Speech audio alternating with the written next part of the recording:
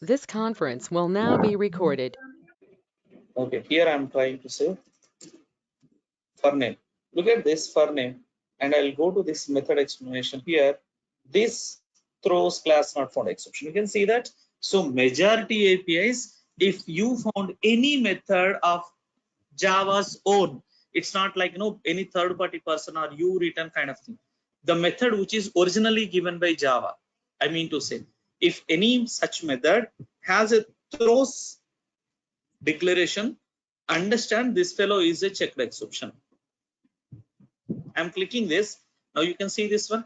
So here he is class not found is a reflective operative exception subclass, and who is again a subclass of java.lang exception.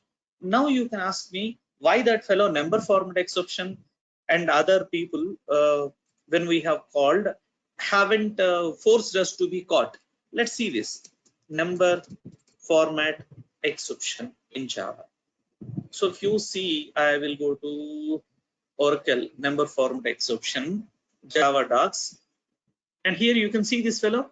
Now java.lang exception have a subclass java.lang runtime exception, and runtime exception have subclass illegal argument, and then we have number format. So he is not a direct subclass of exception, rather he is from runtime exception. Well, who is this runtime exception? Please see, this person runtime exception is a kind of class. Any subclass of runtime exception is not at all considered as a checked exception. Please understand, all I mean to say all subclasses of runtime exception are unchecked exception. Direct known subclasses, यहाँ पे देखो, annotation type mismatch exception, arithmetic exception, array sorted exception, buffer overflow exception, all these exceptions are unchecked exception. If you want, you can make a list of it. Please understand, whenever you have a possibility of getting this exception, compiler won't stop you. I repeat, compiler won't stop you. But whenever you get any other exception which is declared to be thrown by Java's internal system, like this, where am I? Like this, I make like class not found kind of thing. So that is a checked exception. So you may have to spend lot of time on Oracle documentation to who are checked and who are unchecked exceptions, because they vary and change from one version to another version. Remember, okay? So I cannot fixedly say ki only these are checked or these are unchecked. Tomorrow, if Java 12 comes or 11 comes, 13 comes, who knows how many new exceptions may come and takes their place into the system, correct? So roughly in general usage, number format, arithmetic, array index, string out of bound, illegal argument exception, no such parameter exception, all these are runtime exceptions. So we are never will get forced to handle that. But when it comes to here, SQL exception, IO exception, class not found exception, and host not interrupted, all these are checked exception. You get habituated by practice beta. And on a single day, you don't identify or recognize them. Keep on slowly. When you do more coding, when you get to this kind of compiler warning more times, your mind automatically records that point. Like whenever you see the section, "Arey mama, ye to check back section, put a try catch." So you will put it. It's your body automatic. I mean, your fans automatically reflects a try catch code when you are working on it. Okay, na? And especially when you are working with IDE, you need not worry. Basically, what is that I'm supposed to do? IDE has the capability to automatically identify and give a red color mark to you. You have to handle such a kind of exception over there. So you will not develop code in this way, beta. No way. You will be using IDE for it, like Eclipse. So there you will get intelligent suggestion by the IDE that like this is a checked exception, you should catch it. So you need not think of it. IDE will write the code for you. Okay, na? So don't think about that and then get panic. Okay, clear about checked and unchecked, right?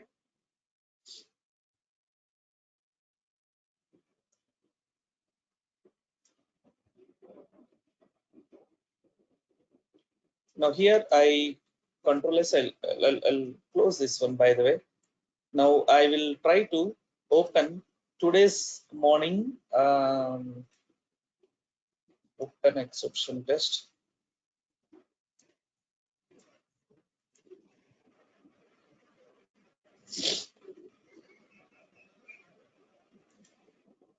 This is the one. Okay.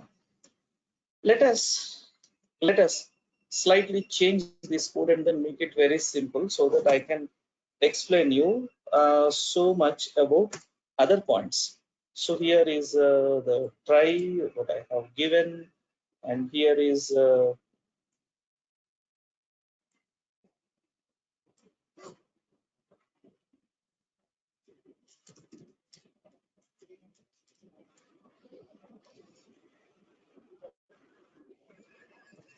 system.console. Dekho. Now I will come down. This I will try to make everything again back to its normal stage.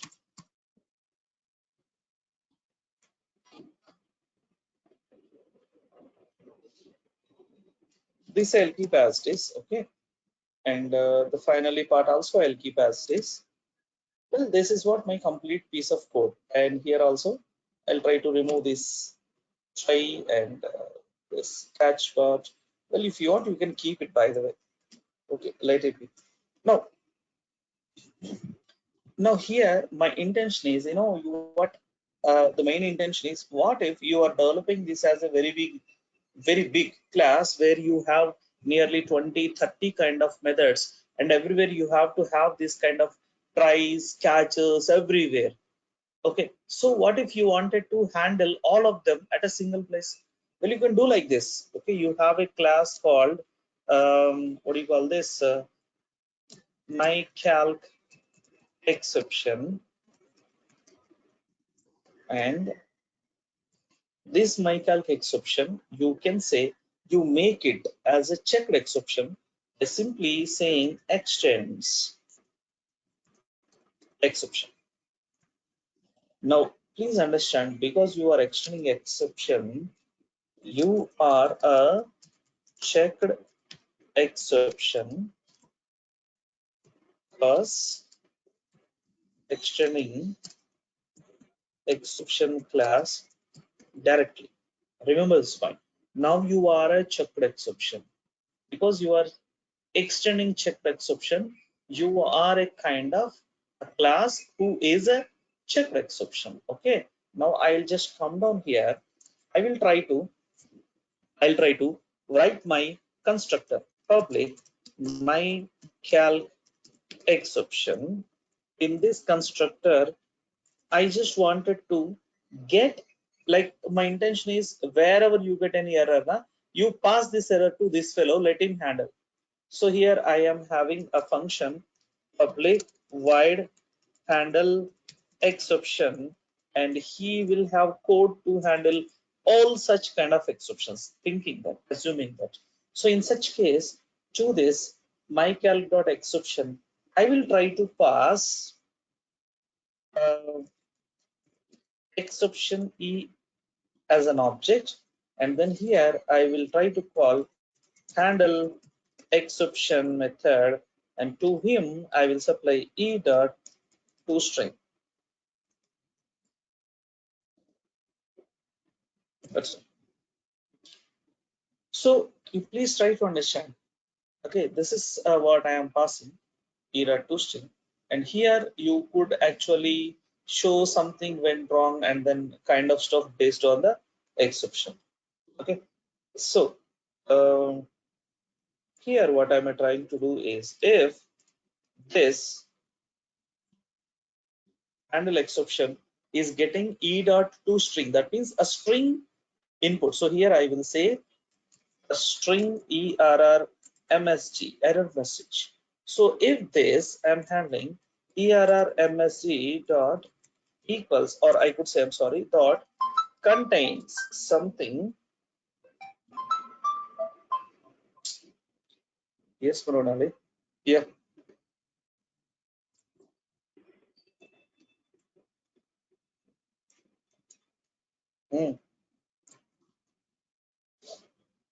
हाँ, वही तो मैं बता रहा हूँ।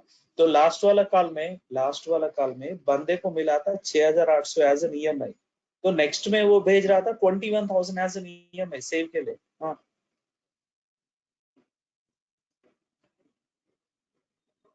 हाँ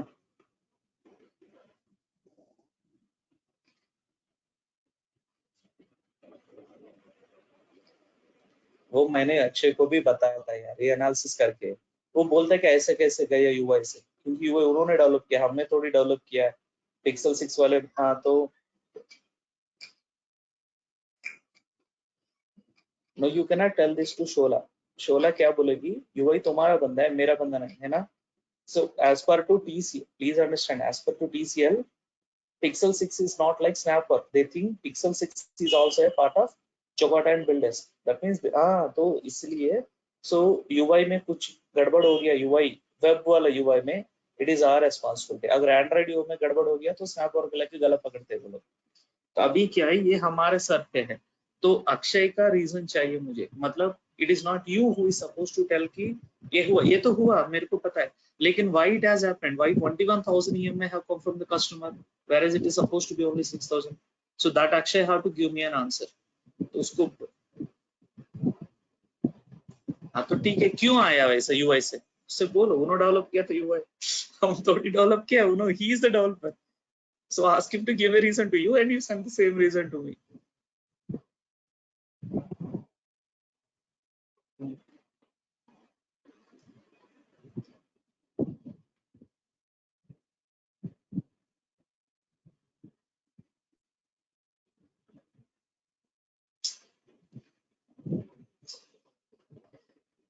तो एक काम कर, नहीं नहीं तो हम्म,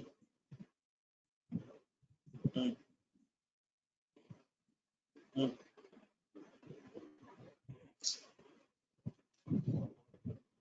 See, these are all bug fix, I understand। उनको हाथ से चाहिए पहले शोला, हाथ से यानी कि रूट कॉज एनालिसिस चाहिए। तो एक काम कर, अर्चना से बात कर, अर्चना से बोला अर्चना तुमसे बात किया था इसके बारे में, क्या बोला था, shall I tell the same reason to Shola or you are going to convey to Shola, ये पूछो उससे।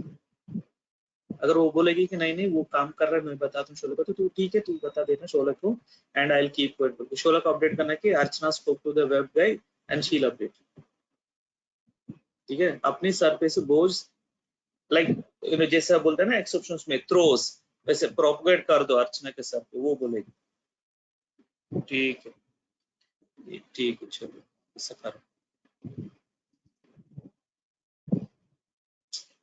It has become a big issue. Today morning I shown you, right? While the time of logical errors, where a customer is getting 21,000 as an EMI for 2.4 lakhs of loan. Remember that? It is the same issue. Since morning, the client is, they're actually cutting our throat because of that error. So, okay, now here, what is that I'm trying to do? I am checking whether this message contains something like this, number format exception. Then I wanted to show the end user this piece of message. What is that?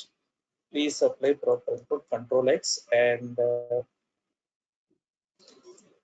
put it over here. And again, it is not the case, else. So here, what if this error message contains arithmetic exception? Well, I want to do something else, correct or not? Something like this. So what is that I will do? I will try to handle so many such kind of cases. Else if,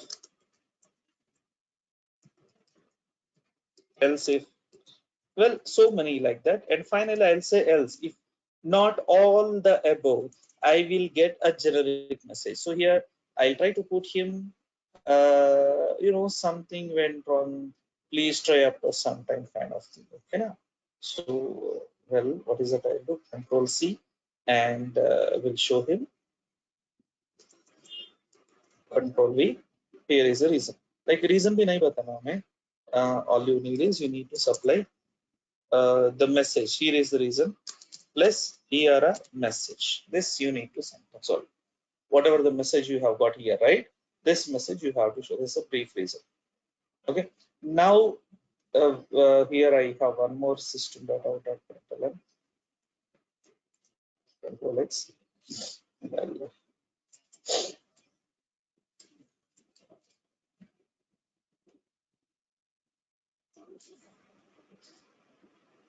So you see this, I am trying to handle all the exceptions at this place itself. So this is how we handle all the exceptions in a single place.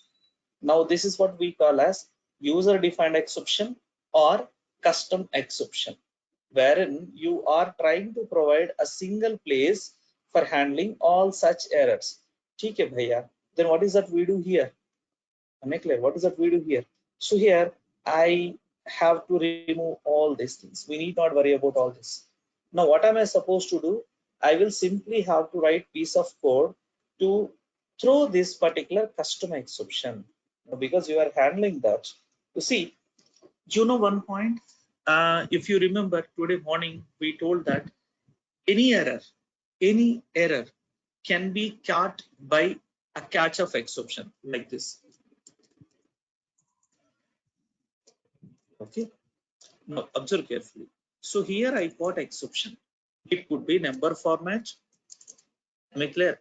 It could be number format, or we may get anything, either number format or arithmetic or IO or any other. We may get any other exception. Anything can be caught over here. But to handle, who is the handle mechanism provider for us is this fellow, mycalc exception. Now here all I need is I need to call this particular method of this fellow to handle it. So all you need is you simply have to say, okay, you have to say a word now, throw. You are throwing new my exception, mycalc exception. इसका नाम क्या है? mycalc exception. So you have to say mycalc exception, and to him you supply this E, because this is taking an exception object to handle. That means you are calling this particular constructor by throwing. So you said throw keyword always follows a new object of exception. Remember this. Throws is different than throw. This is throws. Throws won't follow a new object, whereas here also you can say throws IO exception. So throws doesn't have a new object, but here when you say throw should be followed. You are insisting the underlying system of Java. Hey Java, throw this exception. This is a command you are giving. So when you insist it to throw an exception, it has to load that object into memory and throw it. So to load that object, it eventually call new keyword. So you must supply new followed by the exception constructor call when you say throw. Now you have thrown MySQL exception, and the call handler goes here, and from there it calls handle exception. Bingo, this will be handled over here. But you know, have you observed something? This person, mycalc exception himself, is an exception. That means he is a checked exception. And you know, whenever you call a function that throws a checked exception, you must handle it. So Control S. Now here I might remove every piece of code that I feel unnecessary, and I can make my thing very simple. Still, you can see I don't have any extra code. Every handling mechanism piece of code has been written over here only. But you see what my compiler says when I try to compile this program. Java C exception test dot Java. Surprisingly, अरे यार, IO exception yeah, चल ठीक है, don't throw it. I have removed java.io.sum. That's why it is saying Control S and Control S. Now you can see. Now it says कि देखो, unreported exception, mycalc exception must be caught or declared to be thrown. That's what it says. Am I clear? So here it says कि देखो भैया, you are saying like this, I agree, but you know, mycalc exception itself is a checked exception. So you must handle it. Well, you are interested to handle, you handle it. Not interested to handle, you can say throws exception, and that's all. And here also the caller says key throws exception, that's all. Now you can see the behavior. I said Java C, no error. Let me run this one. I'll say key Java exception test, and here enter number 10 and @ symbol, and I will say please supply proper number input. Who is showing this one? Who is showing this? Who is showing this? This particular message, where it is written? It is written over here. That means this fellow is getting handled from the MySQL. But why the hell I am getting this error message to be displayed? I don't want this to be displayed. Nah? Why am I getting this displayed? Because you are not handling it over here. Rather, you have decided to propagate that exception to the caller head. And here, either he is handling, no. He is also not handling. This is the problem. So how do I rectify this one? Dekho bhaiya, the better way is to do in this way. Well, you can basically say try and catch exception. Simply put another try and simply put another catch. Okay, so these are sub tries. Okay, now please understand. This is a sub of the above try.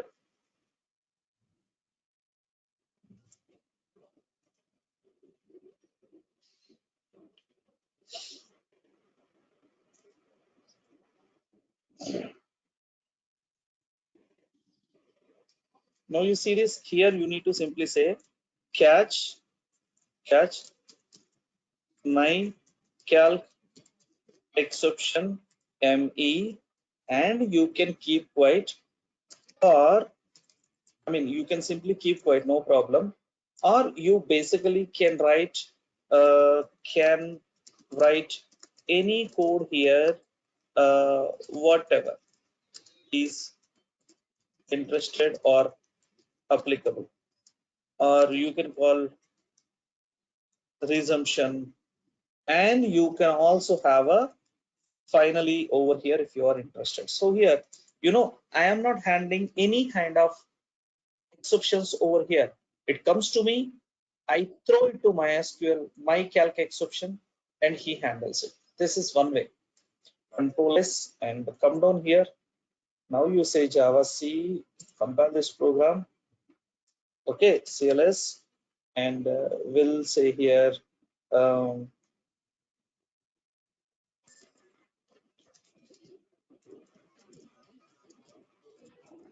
Java exception test. So here I'll say try to say 10 and then @ symbol.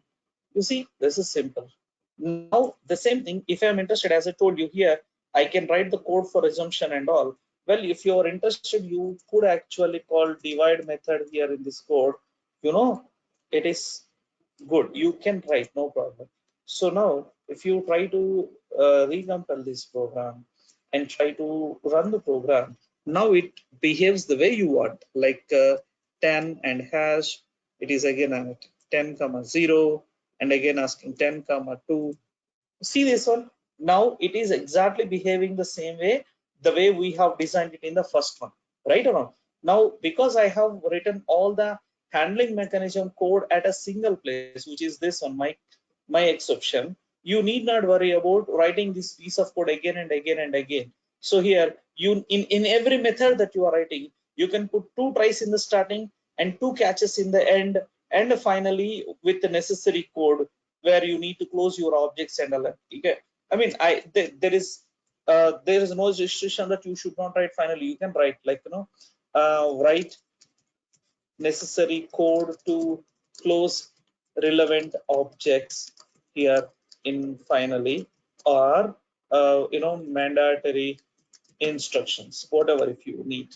Okay, well, this is how exactly you can write your piece of code.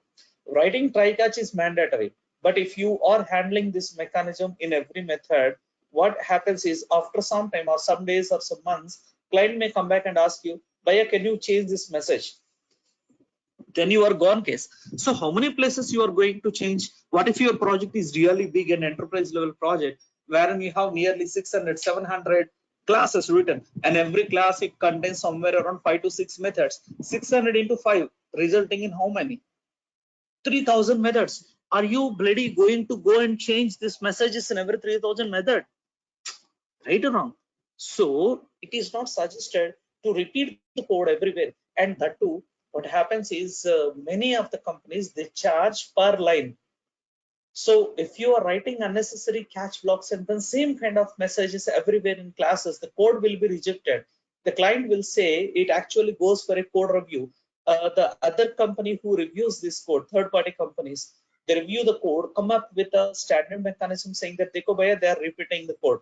So if you have repeated such a kind of try catches and unnecessary messages that are showing in somewhere else 100, 200 places, and then each of this message kind of stuff is taking 3 to 4 lines of code, you are actually increasing 800 lines of code. If the company is charging 1000 rupees or 500 rupees per line, it is a burden of somewhere around 10 lakhs to 20 lakhs on the client. So client seriously can put you into a suit. So remember this point. So simple ga కనిపించే చాలా పెద్ద issue ఇది. So it is always suggested whenever you wanted to reduce the code, reduce it. Don't take much burden. एक बार लिख देना चाहिए. Everything here you are writing is a one time effort. जितना time इसमें लगाना है लगा दो, जितना अच्छा इसको लिखना है लिख दो, बट एक बार ये रेडी होने के बाद you need not touch this one. You simply have to call it everywhere you develop. Easy है ना? Understood? Got it? So this is custom exception handling or user defined exception. So look at this piece of code and let me know if you have any doubts. I'll wait for your doubts.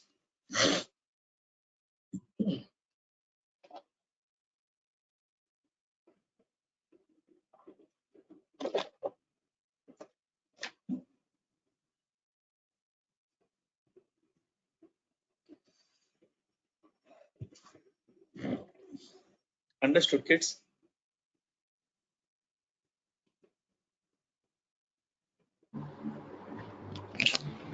Yes, sir. Super. Now, this is what about exceptions, Mark. More than this, you don't do anything. But please understand, when you develop code, everywhere you handle exceptions. It is a minimum part of your code, minimum part, least part of your code. Without try catch, we hardly write code. Very rarely we write code. But minimum is try catch. Okay, na? So now it is time for us to learn something called as multi-threading. What is multi-threading?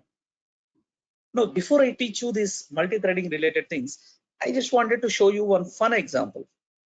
To see, since morning you have been attending classes. You have attended my session, you prepared something, you attended your college session, then again came back and attending my session. It's a boredom, right? I just wanted to write a small piece of code to make you people active. How many of you know about animation? You know about this tag?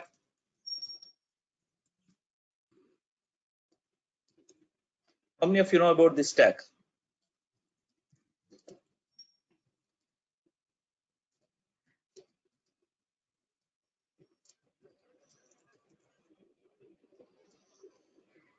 Control S.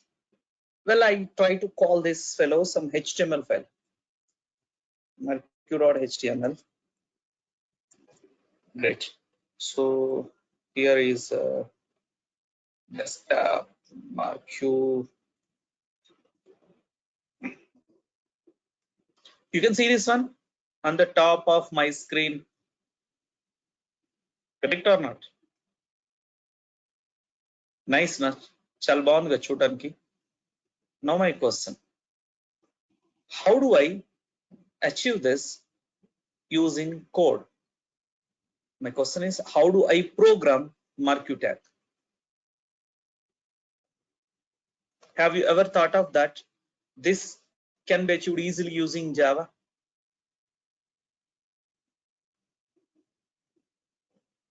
So what could be the logic behind this? How do we achieve this? We are going to see a program before we actually go into thread. Okay. So I have a class called Mercure. Well, because I need to run it, because I have to revolve something, I have a public static void main string args. Great. And as a part of this, I have my a string message is equals to the same message. Welcome to MarQ tag text. Okay, MarQ tag text animation. I'm taking a small string. Okay. Great. Well, this string, I wanted this to be revolved. You know, the logic here is pretty simple. Every time what I do, I will take this piece of first character from the string. I'll cut the string from the second character till end. And then after, I will concatenate this character here. And again, within a fraction of a second, I'll cut this E and I'll place it over here. And then I'll cut this L and I'll place it over here. Whatever the thing that you are seeing that, you know, it is happening, exactly the same thing happens when it comes to MarQ. Hope you understand. That is MarQ. So what am I supposed to do here is, you know, I am supposed to perform 3 operations. First of all, I'll say character ch. And here I will say ch is equals to message dot character at the position 0. From this message, I'm taking the first character. And then I will say message is equals to, I'm replacing it with message dot substring from the position 1. Yanaki, I am cutting the string from here till end, leaving this character. And after this work is over, I will say message is equals to, again, message plus the character that I have cut. So this character I'm removing from here and then placing over here. That's all.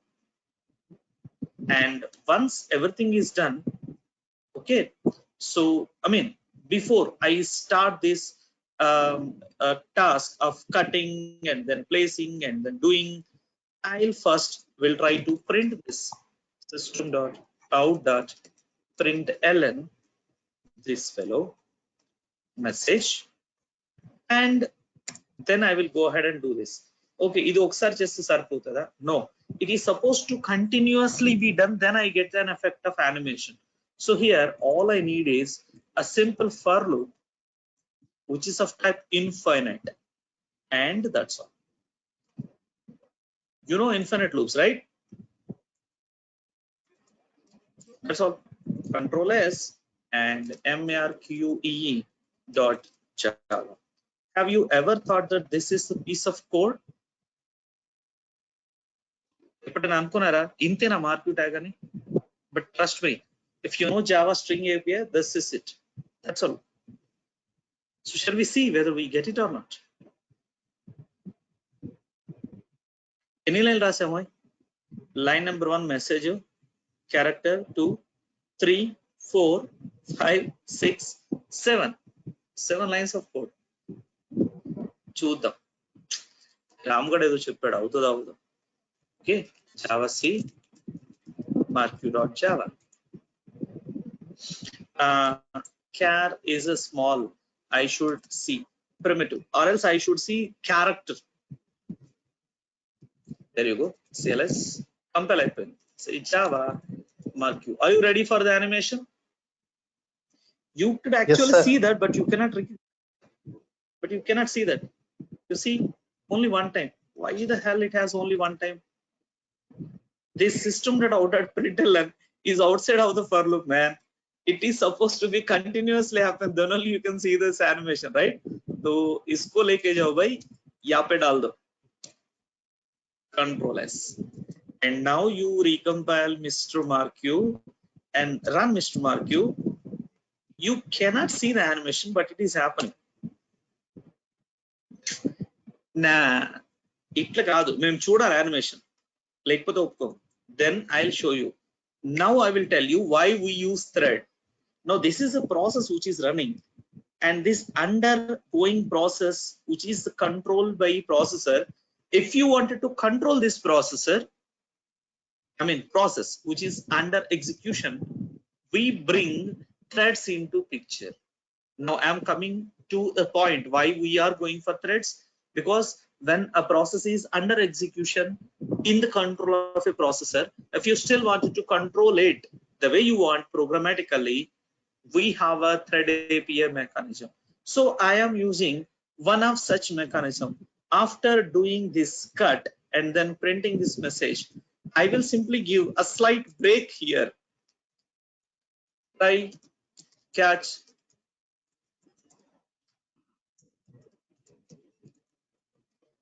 interrupted exception, IE, and then here I will try to say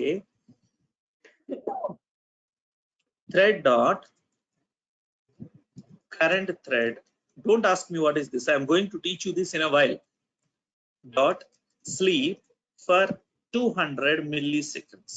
Or you could actually give 300, 400 milliseconds if you wanted to see more delay in the marquee. That means every time a character is cut and added to the last, you are giving a delay of 400 milliseconds. You know, milliseconds is 1000 milliseconds is equals to 1 second. That means you are giving less than half a second to have this animation to be displayed to you. Well, I will come back here, CLS, and then I'll recompile the program and I run the program. Ready, 1, 2, 3. So you don't see the animation yet. No, not yet, not yet, not yet. Now. Enjoy the animation. I have a small call to attend. Rajendra. Hello, Rajendra. Hello.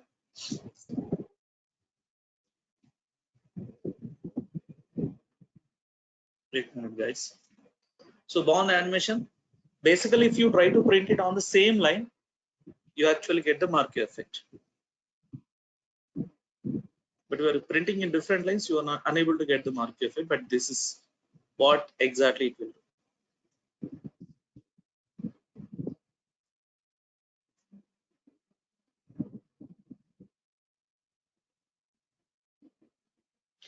Rajendra, cheppu.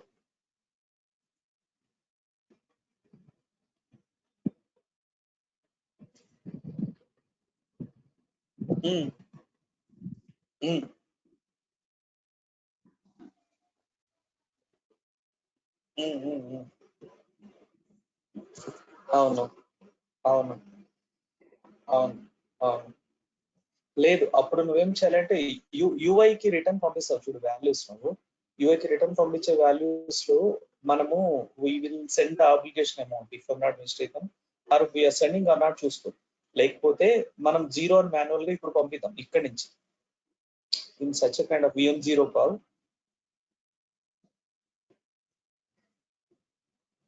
చేస్తున్నాడు అక్క.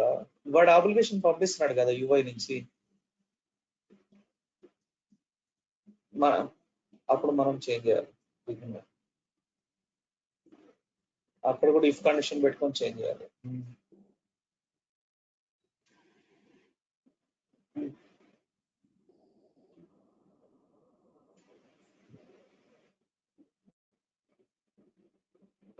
Okay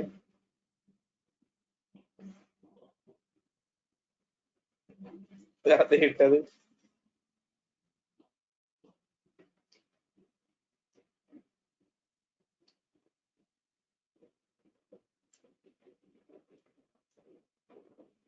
ఆ షోలోకి అడగాలి మరి.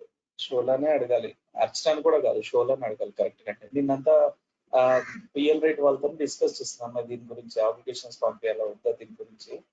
అందుకని నిన్న 9 o'clock mail పెట్టింది. So have a call with Shola now.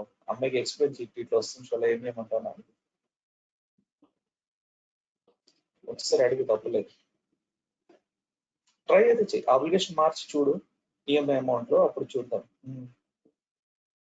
But findings ఇప్పుడు నువ్వు ఏవైతే చూస్తున్నావు అనాలిసిస్ పార్టీ నోట్ చేసుకో. షోలాకి ఎక్స్ప్లెయిన్ చేయడానికి ఉండాలి మనకి.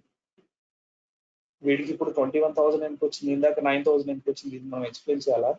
ఈ ఫైండింగ్స్ నోట్ చేసుకుని పెట్టుకో. గెట్ ఈఎంఐ అమౌంట్ కాల్ చేసినప్పుడు మళ్ళీ ఇప్పుడు అప్లికేషన్స్ మళ్ళీ జీరో చేసి పంపించి చూడు, నీకు మేబీ లక్కీలీ మంచి వాల్యూ వస్తుంది, కరెక్ట్ వాల్యూ వస్తుందని చూద్దాం. ఓకేనా?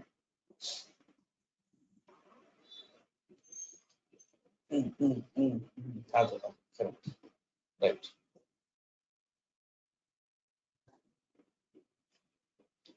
Okay, Pillal, I'm sorry. So this is how it is. Okay, na? So this is where threads are utilized like this. Actually, you know what? Threads are meant for programmable units which are under execution that we can control. That is called as thread. Now let's explain them technically, theoretically. You see, if somebody define this task, what do you mean by task? What is task? Many people say it's a work, or many people say it's a process. Yes or no? But I could say this is work only, process only, but work or process that is assigned. Make clear, that is assigned. Assigned to whom? Assigned to whom? To processor is called task. So please understand, what is the work of a processor is basically to execute some tasks that are assigned to it. Now, when a task is under execution, it may undergo so many subparts to be completed. For example, take a small game. Here I have a assume there is an object, and then here a flight is going on. Am I clear? So this flight basically drops bombs to the downstairs, and this object will fire bullets. This is the game. Now, if the bullet hits the flight will go and you will get score. Similarly, if the bomb hits the object, which is a machine gun kind of thing or a tank kind of thing, you lose your life, and you have, let's say, for example, 10 lives. So 10 bomb hits, your game is over. But if you're consistently hitting the flights, and then randomly the game is generating so many flights and sending bombs on you, you hit all of them, you get your score high. This is the game as well. Simple game.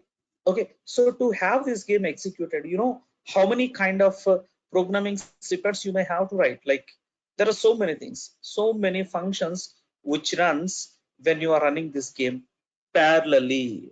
Parallelly means they run equal to each other.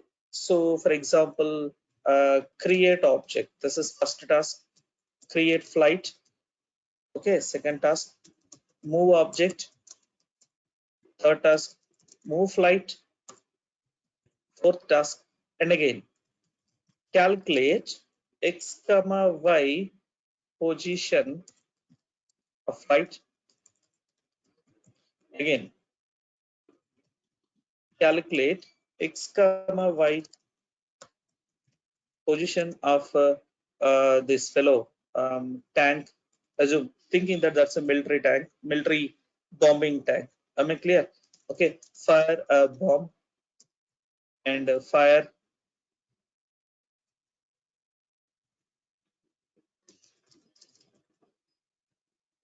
a bullet from flight. Again calculate x comma y position of bomb, and you see, calculate x comma y position of bullet. And again, every time you have to map position of flight and bullet. Similarly, map position of bomb and tank. Again, write an if condition. If matches. Okay, if matches, so blast tank, reduce life. Similarly, if the other one matches, am I clear? Blast flight, increase score. Am I clear? That's a small game you are playing, very small game. जैसे कि बच्चे खेलते, like my son games this kind of small games. Still you see how many functions are running in parallel, one each another, right? So these sub processors that are running parallelly actually makes this processor to achieve this big task. Like when they are working, wait a minute, huh? Okay. How they basically run this. Okay, So what happens here is whenever a task is being given, the entire list of subtasks are divided into multiple parts. Let's say assume these are all the subparts, right? So the entire slice time of the task is divided into multiple subtasks. For example, to complete this task, along with that you are playing music also, along with that you are copying a movie also. There are 3 tasks you are doing in your system. Then a processor will divide the entire part into 1 second. So it spends 1 second over here, and it spends 1 second over here, and it spends 1 second over here. You may not understand, realize it. You will feel background mein ye dono chal raha hai, and in the foreground you are playing the game. Agreed. But processor will slice its time into 3 parts. Now within this 1 second, it will further divides them into multiple subseconds. So the time it spends over here will be further be sliced into multiple parts, 1/10 second kind of thing, within which it will keep a timer. Let's say if it is performing 2 tasks at a time, processor will keep a timer over here, start it. And as soon the 1 second comes, it creates an endpoint and jumps to the second task, will start this one. And then 1 second completes, it puts an endpoint, comes back here, identifies the previous endpoint, and will try to continue this task for more 1 second, and again creates another endpoint, jumps here, identifies the previous endpoint, and try to execute this. This is what we call as round robin serving model. So here it will try to slice its time into multiple parts. Processor jumps into multiple tasks and completes. This is how it behaves.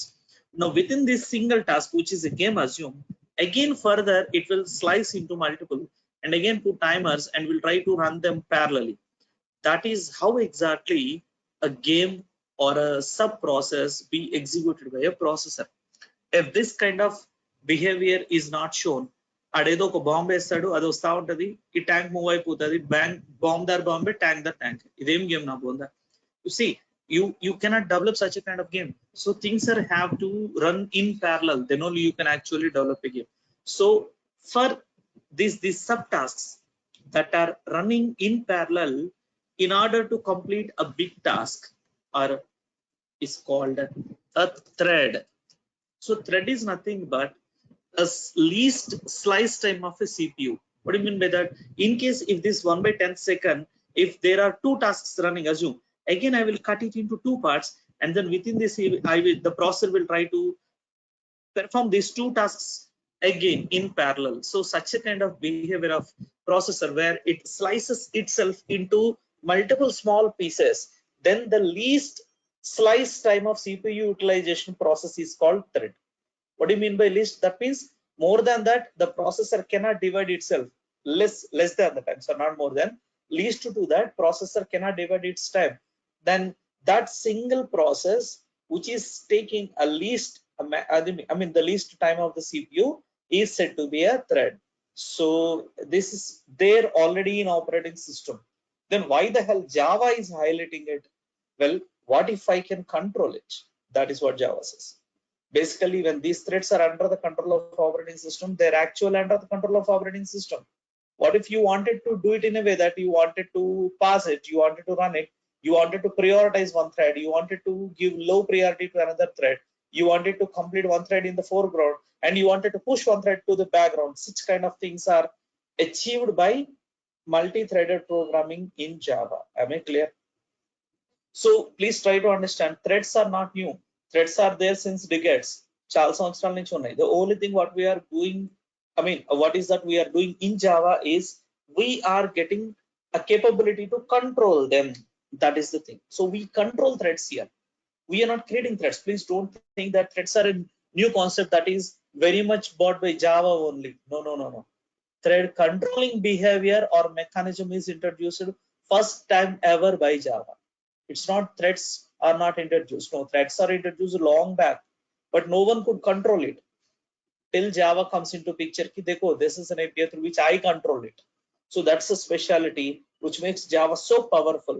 Because of this thread programming, Java is identified the most high performance language ever available. Okay, now many other languages are also implementing threads now, like that is no more only favor of Java. So many people have come up with their own version of languages who also have implemented this behavior. Okay. Now, how do we control it? Well, Java provides API for everything. I told you, anything and everything can be controlled only by API when it comes to Java. So here, how do it gets this behavior is they have defined a small interface called runnable. Remember this name? I have used it in the first Java session. Callable and runnable, two different kind of functionalities. Remember? So here it is runnable. So this runnable interface defines only one function, public void run. And they said that key, Bhaiya, anybody who implements this runnable interface can run parallelly. What do you mean by that? Can be a thread. That means if you have a class that implements runnable, then you have to override this run method, correct or not? Whenever you implement an interface, it is that you have to override this run method. So the piece of code you are writing inside run method runs parallel to main method. That is what they say. So here it is. So to implement this run, they have defined a class called thread. What is this thread is all about? This is a class who implements this runnable. So now here, this person have certain, you know what is there inside a class? Class will contain variables, class will contain constructors, class will contain setters and getters for their properties, and class will contain behaviors or business methods, correct or not?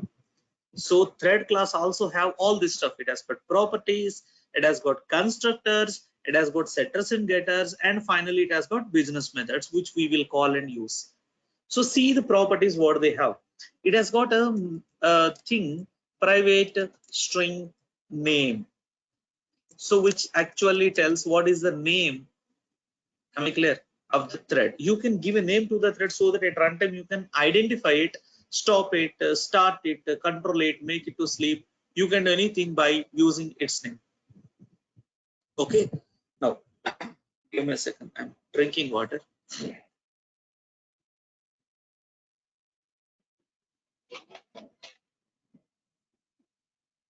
I'm sorry. And you have got public static final int, which is called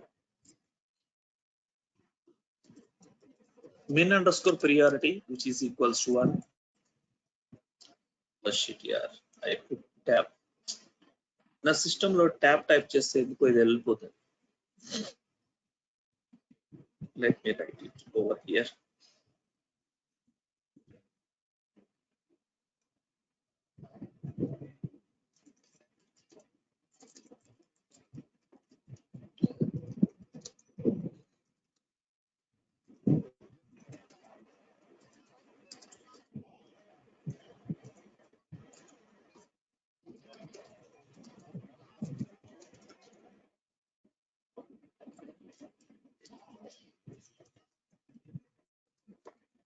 So these are the 3 priorities that I have. Okay. Apart from that, it has got a private boolean is daemon. By default, this is equals to false. Okay. So this default value by default, this is a false. Now, what is this daemon? We will discuss this. We will discuss this first of all. Now, to these properties, we have setters and getters. Am I clear? So we have setters and getters for this one, which are public void set name, which will take string name. Parallelly, I have public string get name. Similarly, I have public void set priority, which will take int thread dot priority, whatever the priority you wanted to supply. If you wanted to know on which priority the thread is running, you can say public int get priority. It actually returns the priority name. And here you have a thread, if it is a daemon thread or not. What is a daemon thread? Daemon thread is the one which runs in the background. Okay, now by default all threads runs in the front end of application, but you wanted this to be run in the background. जैसे कि Windows update downloads or antivirus scanning kind of thing. Okay, so you can actually set them. Public void set daemon, you can say boolean is daemon. That means you can say public true or false, like public void set daemon of true, then the thread will become a daemon thread. Now if you wanted to know whether thread is a daemon thread or not, you can say public void is daemon,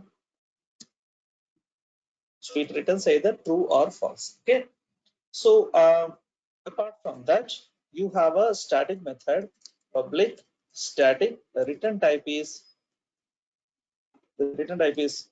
runnable. Okay, current thread. Basically, you get the current thread, which is a current runnable object which is running on the thread. Well, these are the methods which are like setters and getters. Okay, na? Setters and getters. Now, apart from that, I have certain behavioral methods which are very important for me to understand and learn. So, what are they? Let's learn it. So, they are like this. Now, these are called as life cycle methods. So, they are public void start, and then I have public void stop. Now, within which basically a thread will be running. So here I have a public void run. Now please understand, after a thread is started and it has run, it will be controlled by us. Now you cannot call this run method. Please understand, rule of Java says that we cannot call it. We can't call this method. Am I clear? Then how a run will be called? Well, you have to call start. Start internally go and call the run method. And you cannot call the stop method also. After run is completed, it actually only calls the stop method.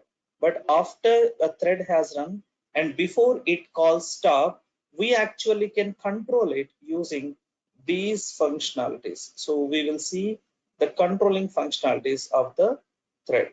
Am I clear? So what are the controlling functionalities? Now the thread which is running can be passed by calling a function called public void sleep, in which you supply long millisecond and this throws interrupted exception. IE stands for interrupted exception. What is interrupted exception? Yeah, I shown you, right? Catch interrupted exception. This is the one. Like why it throws it? Because when it is sleeping, and if the processor becomes free, it may come and forcefully wake up this thread. Hey, bhai, le, uto, mere ko tere ko run karna hai. It's something like this. Then the thread which is in sleep mode throws interrupted exception. Ki ye dekho, processor mujhe disturb kiya, and then it runs. Similarly, you have a method public void wait. Now, when you say wait, a thread which is in run mode will be forced to go and sit at some place and then wait. This also throws interrupted exception. I'm running and then you forced me to wait, something like that. And public void notify, this also throws interrupted exception. What is this? A thread is waiting and then you will come and say, hey, bhai, le, chal, jaake kaam karo apna. That means like this fellow is waiting on a chair and you will say, hey, ho gaya tera waiting time, tu ja. So it's something like you are notifying him. Notify. It's not RY, I'm sorry. Notify. So you notify him to run it. He also throws interrupted exception. Similarly, if so many people are waiting for a particular runnable process to complete its task, then you can notify everyone at a time by calling public void notify all. Then the current thread which is running throws IO exception. Remaining threads also throws. Apart from these regular methods that we use, sleep, wait, notify all, run, and stop, we have three duplicated methods which we are not using. Public void suspend, they are not called at all, and public void resume and public void yield, yield, I think. Yield. These three methods are deprecated, no more available in API. Okay, na? Deprecated. So the same thing for the remaining three also. But people will ask you, what are the methods that are deprecated in Java? You have to explain that. Well, you can say these are the three methods that are deprecated. So please understand, these are the methods of thread class. So what is that we do? We basically create a thread class instance and then we call them. Arey yaar, 1 minute. I forgot to tell you something here. This one. Yeah, pay. Shit. Let me take it. Let me take it. Please, please, please, please.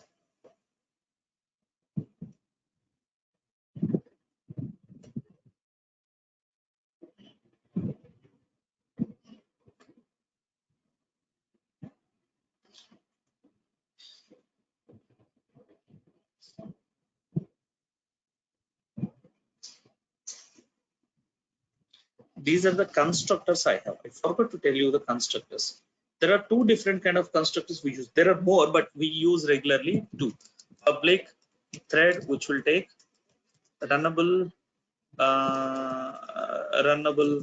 instance, and then there is another one, that public thread, which will take string thread name. These are the two things. There is one more method I was using previously, but after Java 1.6, people stopped working with this one. I don't know the reason why. This is the one, public thread runnable and string thread name. Okay, that means I can supply both of them to a constructor. Apart from this, these three constructors, I do have a thread group related constructor. That means every thread belongs to one thread group. You can create a thread based on one thread group. You can supply the name of the thread group, then all the threads will be grouped into whatever you are creating. You can use a single thread group name to that thread. We don't use thread group much. I have never seen a single requirement so far in my life in the 20 years to work with a thread group. So these three are the constructors. Am I clear? The above are the attributes. These are the attributes, and these are the public setters and getters for those attributes, and these are the behaviors. Look at this screen. Have a note of it. If you feel taking a screenshot is relevant, you can take a screenshot of it. But you know, these are what is that we regularly use in thread.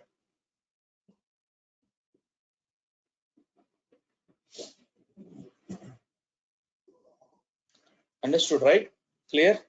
So when we create a thread like this using a runnable instance, and then we set a name to that so that we can easily identify it, and we actually start the thread. These are the three steps. We create a runnable instance, and then we name it, and then we start it, and while it is running, we may call any of these methods, 1, 2, 3, 4 methods. Okay, and then after the work is over, run method work is over, and it automatically stops. Please understand, any of the method that you are calling over here, once the work is over, it again pings this run method to be run, and then it runs eventually and gets to an end stage. After running, it comes to an end stage, which is stop. Stop is also you will never call. Please understand, this we don't call. Run, after once it is completed, processor only calls the run method, so we cannot call this one. So neither we can call run method, nor we can call stop method when the thread is, it automatically happens inside. If you try to call it, it is not executed as a thread related method, but it is executed as a normal method. Let's say if you try to call the run method of a thread, no problem, you can call, but it is executed as a normal method, but it won't run parallelly. Am I clear? So let's see a simple example of a thread. We'll try to. So here, file, mark your example, okay kada? Any doubts in this one?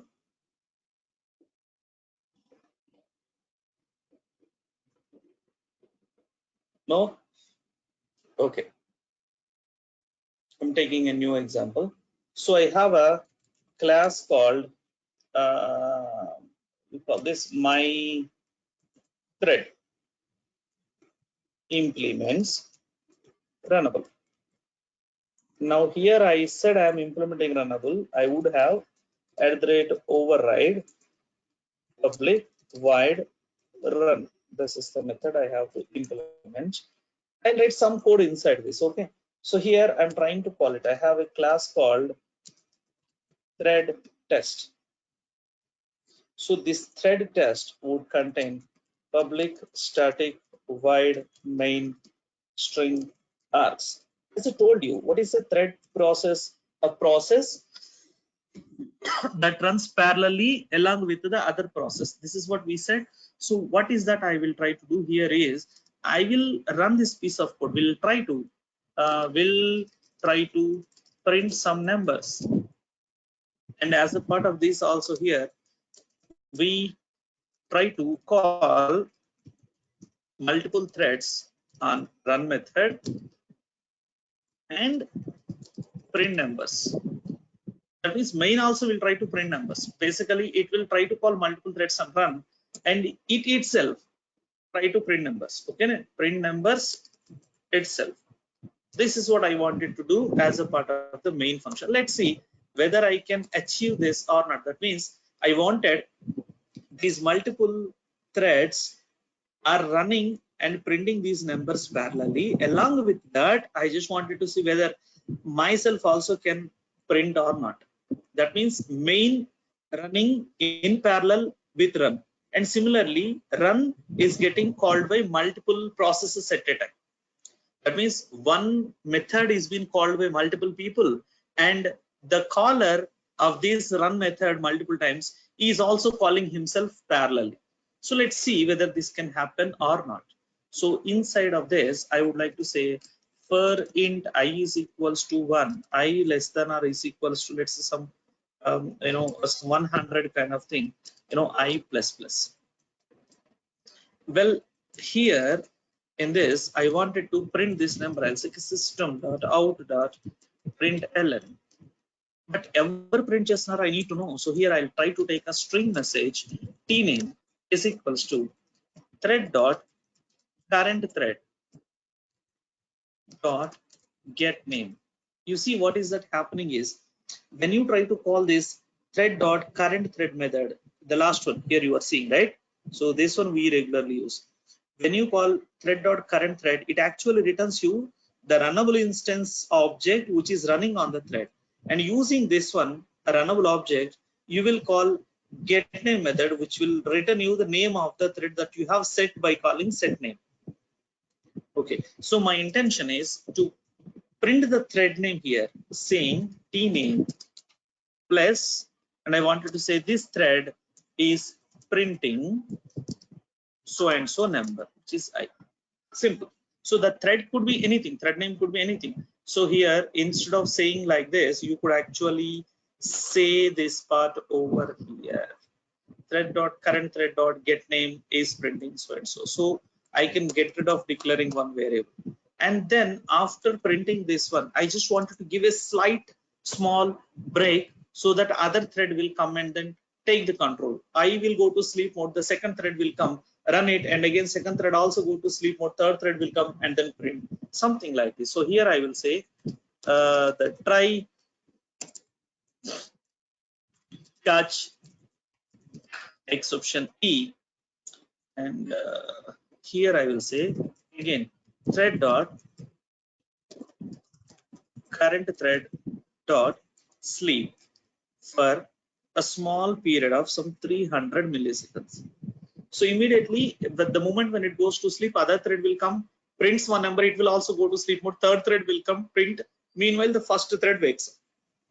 Something like this my intention.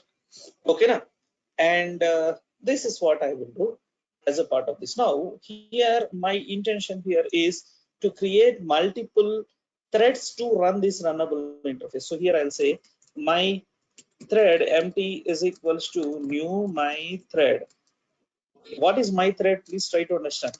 My thread is implementing runnable, right or wrong? So my thread is runnable. You agree with this? Yes or no? So my thread is implementing runnable. So it is runnable. If I'm implementing Java faculty rules, I am a Java faculty, something like that. It is implementing runnable rule, which is public void run. So this class itself is runnable. At runtime, every object that implements an interface is always identified by an interface name. Am I clear? You could actually say runnable empty is equals to new my thread. This is the perfect way of calling it. Now I have a runnable instance empty. Now here I will try to create 3 threads. So I will say thread. Thread is a class who implements runnable. This one.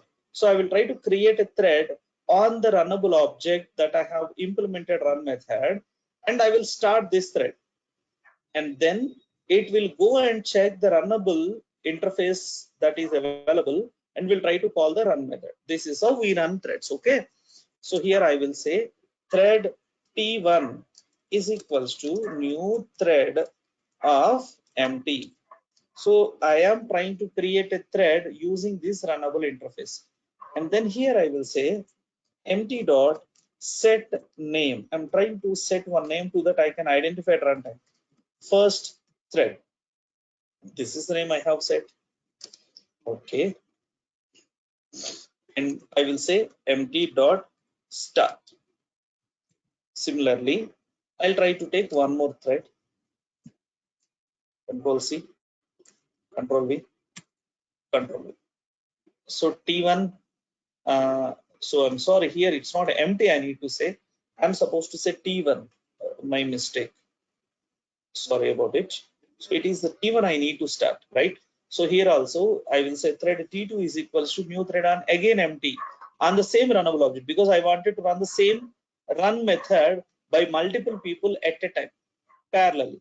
So here also I will say T2 is equals to, and here also I will say T2 is equals to, and then here I'll say thread T3 is equals to, and here I will say T3 dot set name and T3 dot start. Control S. Here I'll try to call this program thread test.java. Running it. So let's see this output. Java C thread test.java. What is that? It says keep printing plus I. Oh, ఇక్కడ semicolon వచ్చింది next time. Sorry. This one. Here there was a semicolon. Control S. Now there is no error. Okay, cool. Now here, you know what is that I'm trying to do? I am trying to run 3 threads on a single process. This one, public void run, because runnable is implementing. Okay, runnable is been getting implemented by my thread. My thread have a run method by which I'll say this run can be called by multiple people at a time. It can be run by multiple processes. So here I'm trying to run it by T1 and then by T2 and then by T3 parallelly. That means parallelly at a time. It's not one by one, not one by one, in parallel. So let's see whether this will be printing thread things properly or not. Now it is second, second thread, and even here also I need to say third thread. Control S. So here first thread, second thread, third thread will try to print these numbers 1 to 100 in parallel. Again, we compile the program and Java thread test. You can see this thread test example will print all the numbers parallelly. All the threads are running. You can see that.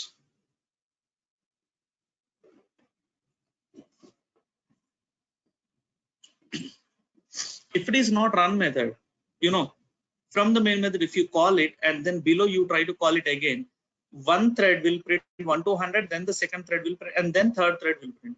Not in the case of now, it is printing in parallel.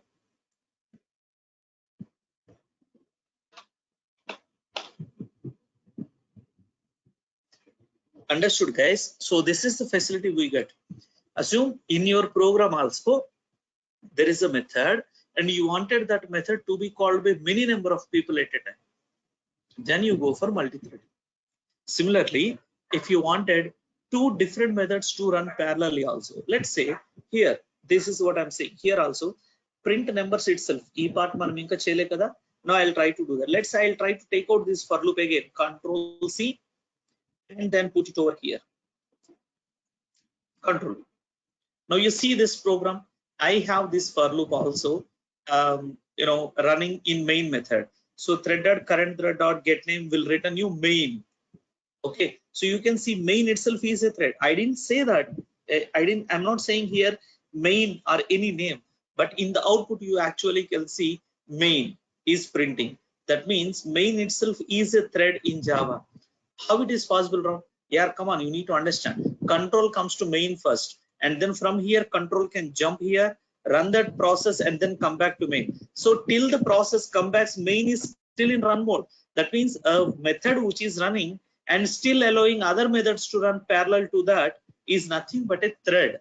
So please understand, main itself is a thread in Java, and here you are trying to create other threads in parallel to this fellow. Okay, so let's see. Here I'm trying to take out some space so that you can see the entire code.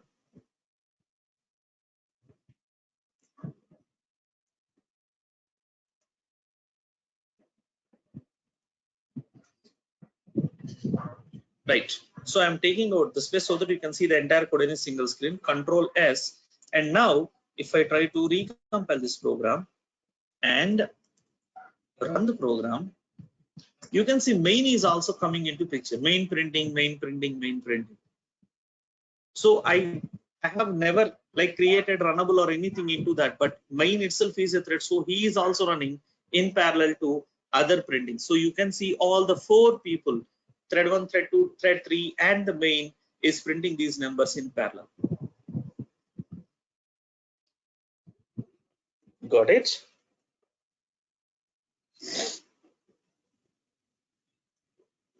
Okay, na? Advanda? So remember this part. So this is how you actually achieve multi-threading. Okay, so here Ram, ikkada more threads run out. You are running more 3 threads, right? So how do we prioritize that? As I told you, in the API you set something called as the bloody min priority, non priority, max priority. How do we supply these priorities to threads? Can we do that? Java says yes, you can do, but please understand there is no much difference between non priority and a max priority until and unless you are running hundreds of threads at a time. If you're running 2-3 threads, possibly processors are really faster. See here, my processor is a Core i3 7th generation processor, and we have got 8 GB RAM. What do you think? And I'm having 1 terabyte of hard disk, so it actually runs like anything. Am I clear? Core i3 7th generation. So you can think of this processor is very fast. In such a kind of processor environment, you are printing bloody 100 numbers, 50 numbers, even 500 numbers also, that doesn't matter. So threads are prioritized almost equal, but yet you can see high priority thread completes at least 1 number before the other threads in this particular example. Okay, so I'll try to make this thing to somewhere around 200. Am I clear? And we'll try to stop this sleep mechanism because I wanted this to be completed a bit faster. So I'm not making it to sleep. So I have 200. I have 200. Main is also high priority. This, as I told you, main is a high priority thread when it comes to any other. So yet I wanted to define one more person as a priority thread. So T3, I will say T3 dot set priority of thread dot max underscore priority. I don't give the number, but I simply said like that. T3 dot set priority of max priority, and here I will try to give this fellow on normal priority, norm priority, and I don't forget this person name is T2. Okay, and here I will try to provide the same thing.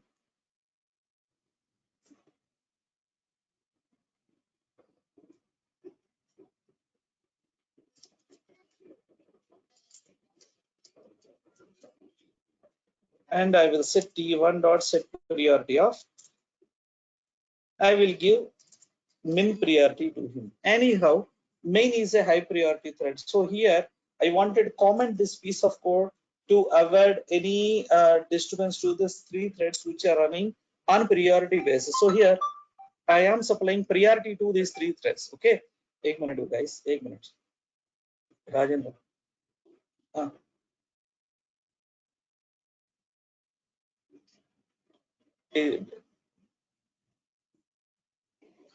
తీసేస్తే ఇప్పుడు correct గా వస్తుందా?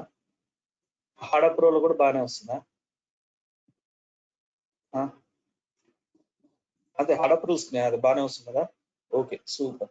And continue కొడితే ఏమేమి save అవుతుంది చూసినా get bill rate for ఎల్టీబీఎల్ లో? I mean request ఏమొస్తుంది మనకి కంటిన్యూ కొడితే? అదే కదా. కంటిన్యూ కొడితే అంటే ఏం పంపిస్తుండే అది కూడా చూడు. ఆడు నమ్మడానికి లేదు యాక్చువల్గా, అందుకని F12 కొట్టుకో. అది చేసిన తర్వాత గెట్ బిల్ రేట్ కంటిన్యూ కొడితే నెక్స్ట్ స్క్రీన్ కి వెళ్తావు. ఏది పర్ఫ్యూస్ ఏదో ఉంటుంది కదా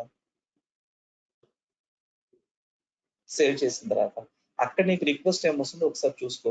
దెన్ యూ ఫీల్ సాటిస్ఫైడ్. ఓకేనా? దీంట్లో కాదు భయ, గెట్ బిల్ రేట్ క్రాస్ అయి నువ్వు నెక్స్ట్ స్క్రీన్ కి వెళ్ళేటప్పుడు. అదే నువ్వు అన్ని చేంజ్ చేసిన తర్వాత కంటిన్యూ కొట్టినప్పుడు నీకు రిక్వెస్ట్ బాగా వెళ్తుంది చూసుకో. అండ్ ఒకసారి షోలోకి ఇన్ఫార్మ్ చేసి చెక్ చేసుకొని గెట్ బ్యాక్ అయిపోయి ఏంటది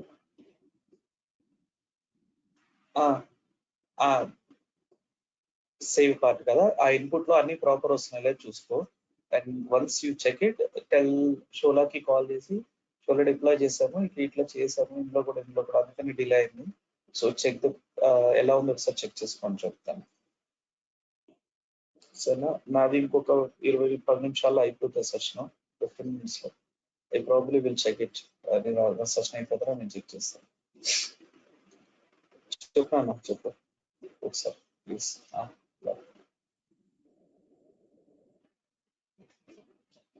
Okay, so now ikkada oka point, there's a big point you need to understand.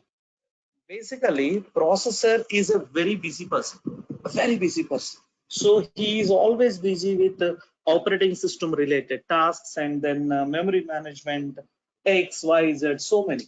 Now along with all those tasks, you are also giving him 3 more threads, 3 more tasks. I mean actually one task which is thread test, publish, static void main, and within which you are trying to call 3 subtasks, 3 processes threads. Now when actually processor is very busy, it is something processor is on this side, and it is busy with all the operating system works, and from the program you have sent it 3 processes. This is T1 and T2 and T3.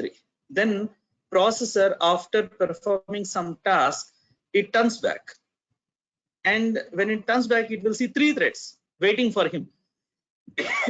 So this processor can choose any thread to run. You cannot tell processor to run this thread first, run that thread first, kind of thing. No way. So by the time processor turns back, any thread may be here waiting for it. It chooses it randomly. So what thread will run first, I cannot decide. As a programmer or a program application developer, I cannot decide. Out of all these threads, anyone can be chosen by processor, but it immediately runs the second also, it immediately runs the third also, parallelly, one by one. But who runs first, who runs second, who runs third, I don't know. After running them, while the time of running, it reads the priority set. Oh, it understands, acha, this is a high priority, yeah, chalo, let me run this more. It is a low priority, yeah, let me run this less. This is a normal priority, yeah, chalo, I'll leave it as it is. Something like this processor will decide. Am I clear? So I cannot assure you, I mean Java cannot assure you this will be starting first, this will be starting second, this will be starting third. No, but it ensure you that this fellow who have max priority will be completing first, and then the non priority, and then last min priority. Sometimes normal and max will be given equal priority by the processor because of its high capability, availability, and non priority may also complete. Who knows? We are not sure. Let us see this. Control S, and I will come down to this program CLS. We will try to recompile the program. Now at the point of time, I am not giving this sleep, I haven't given this sleep command. So what happens here is it simply prints the number and immediately goes another thread, and it will print the second number, and maybe one thread may print more than one number also, maybe all the numbers also. I cannot control this behavior now. I just leave them to the processor. So processor will run them randomly depending on the speed of the processor.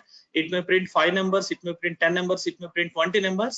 Then the second thread will then come and take the control over here, something like that. So here, if I run it like that, but you actually can see ఈ process లో ఈ first thread ఇంత దూరం run అవుతుంది. Now about to the first thread, somewhere here third thread is running. You can see this 49 is the number. So third thread have completed its printing first compared to any other thread. Why? Because Mr. third thread has given max priority. And then who is the second person to be completed? Is a normal priority. Somewhere else he might have been completed, but normal priority thread, second thread, might have completed on the top here. You can see this one. So he completed first. That's what I told you. Priority comes into picture. Now, what if I send each one into sleep mode? Basically, you know that these threads, when they go to sleep mode, the other thread will come and take the control. Now here I am running the first thread first, and second thread, and then third thread. But my expectation is this fellow to complete very quick compared to others. But I have written the sleep also. So every time I print a number, though I am a high priority thread, I am getting forced to sleep for 300 milliseconds. Then what happens to the processor? Will it still give me high priority compared to other threads? Let's see.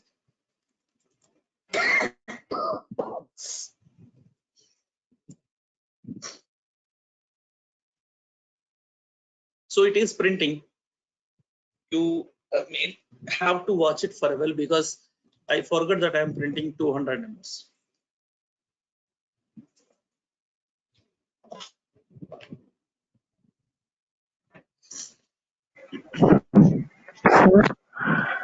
So yeah. So the thread which is having the max priority will execute first, sir. I mean, will it run first? It's exactly. No, it's not that first. It's that it is run more. I mean, it is run more. Say every time other threads and these are running parallel, this fellow will be run more compared to other threads. Then in the Okay. previous one, then the previous one, first the third thread run now, sir.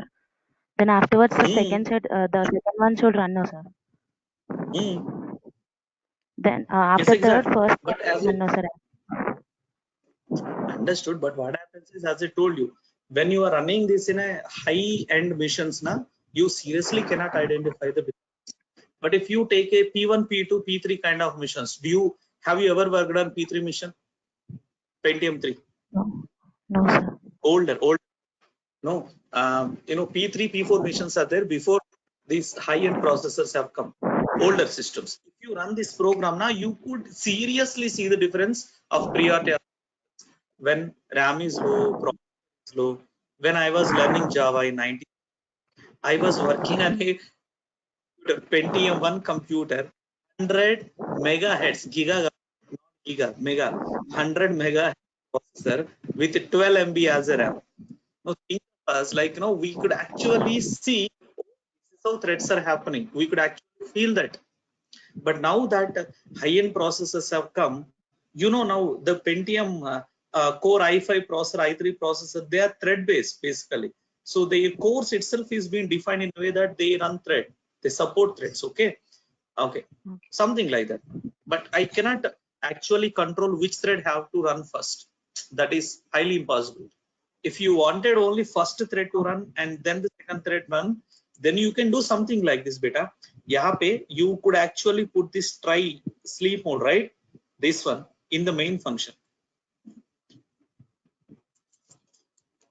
So here you are maintaining, let's say for example, it is 2000 milliseconds.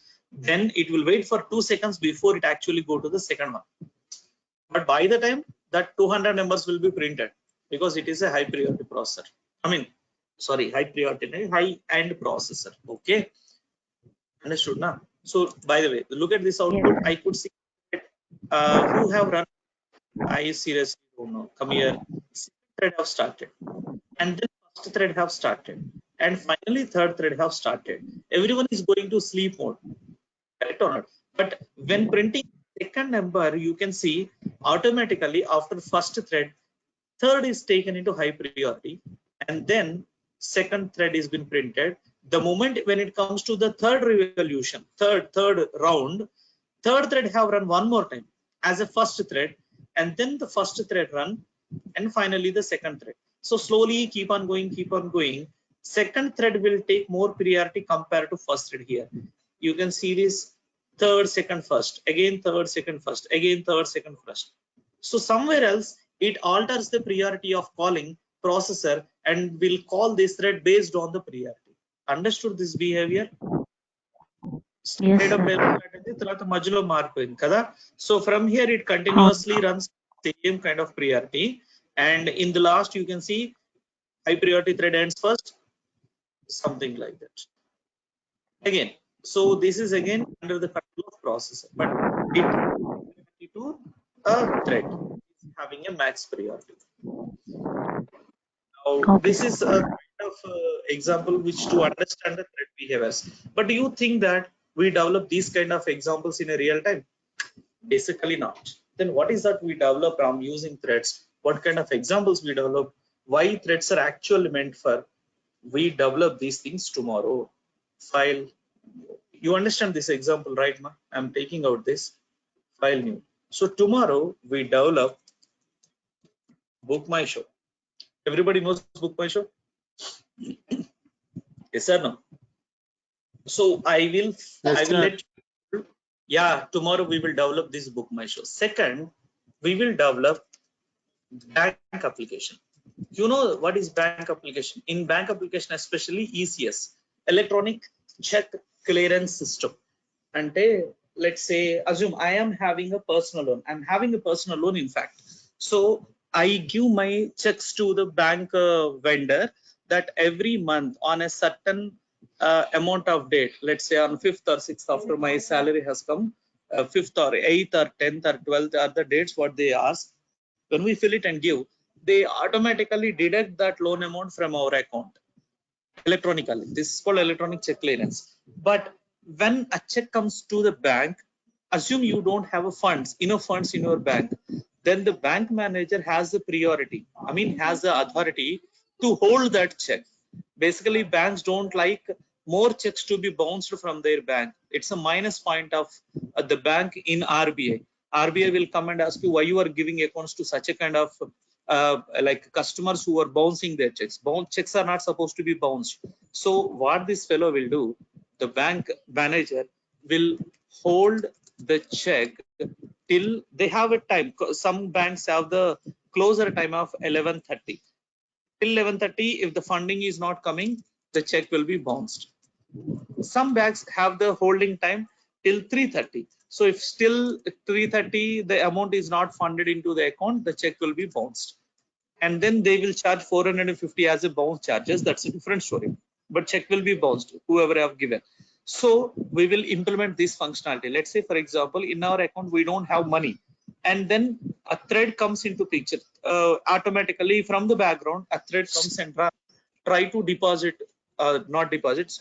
try to withdraw the money. Let's say some 20,000 as an EMI. Assume in my bank account initial I have only 10,000. Then I will tell this thread to wait. Okay, now wait mechanism. So we will ask the thread to wait. So thread will go to wait mode, waiting for other thread to come and deposit the amount. Some second thread will come after some 10 seconds or 15 seconds of time.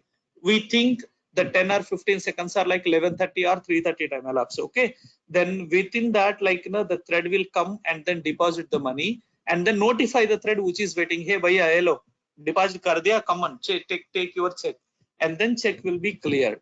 Now after, let us say we haven't called the deposit, after the 10 seconds or 15 seconds time is elapsed, and thread automatically gets notified key time is elapsed, and then it will come and check the amount. It is empty, it will be bounced.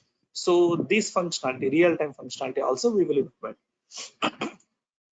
The one what you see tomorrow is from the actual application we develop on a regular basis. ఇప్పుడు మేము develop చేస్తున్న application ఏదైతే ఉందో, right, loan application, EMI, this part I am teaching you this piece of code from a real-time example. basically banking domain will contain these kind of stuff. Okay, the better way, best way to understand wait notify policy is through bank example only. And BookMyShow is the best example to understand thread behavior. When multiple threads try to book the same seat, what happens? There is one seat available or two seats available. Multiple people are trying to book the seat using BookMyShow application. So what happens? We will never know, right? When we open the app, we will see some 5 seats are available. We select the seat and we'll go ahead and try to pay the payment through payment gateway, and we will try to book the seat. So what happens in such a kind of case? So those kind of discussions will happen, and we will learn this tomorrow. Okay, now these two are the main things which we will discuss. So please be on time, 8 o'clock. I am having a call at 10 o'clock again tomorrow also, because my work is incomplete. I have begged my my manager that I will try to complete my work or task by late night also. I told him I'll try to deliver even if it is 12 a.m. or 1 a.m. I'll try to deliver that work, but haven't happened. Like, I'm supposed to write so much. So I have to prepare that timelines, like kind of thing. You can see he is my manager. So I requested him that mostly it will be completed. My work will be completed by 11 or 12. Even if it is by tonight, even it take more late also, I'll try to complete, and it will be there in your mailbox by tomorrow. So I'm supposed to complete it by 7 p.m. I said I cannot complete the task by 7 p.m. I begged him ki a few more points are supposed to be done. So tomorrow at 10 o'clock call, we need to discuss this basically. So tomorrow's session will be 8 to 10. Please be there on time, and then we will complete these two beautiful concepts.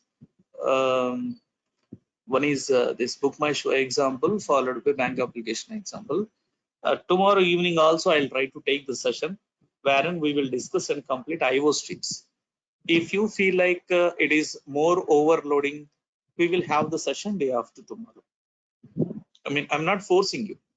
If you get time, we will try to learn it. If you feel like no, it is overloading to your heads, no problem. We will take that IO streams part day after tomorrow, which is on Thursday. Okay, na? So I'll see you all tomorrow at morning 8 a.m. So this session I'll try to post it by 8:30 to your drive. I mean, a link I will post you into the group, and the two examples we have discussed, I will post them into the drive. Okay, na, by 8:30. Thank you guys, and thanks for coming the evening session. So tomorrow we'll discuss these two. Don't miss the session. These are, I mean, they are lovely examples. You don't get these kind of examples outside. I mean, clear, even if you try to go and then learn your Java anywhere in Hyderabad, you don't get these kind of examples, real time, which we generally use as a part of our regular applications. I'm trying to teach them to you. Okay? See you. Sir.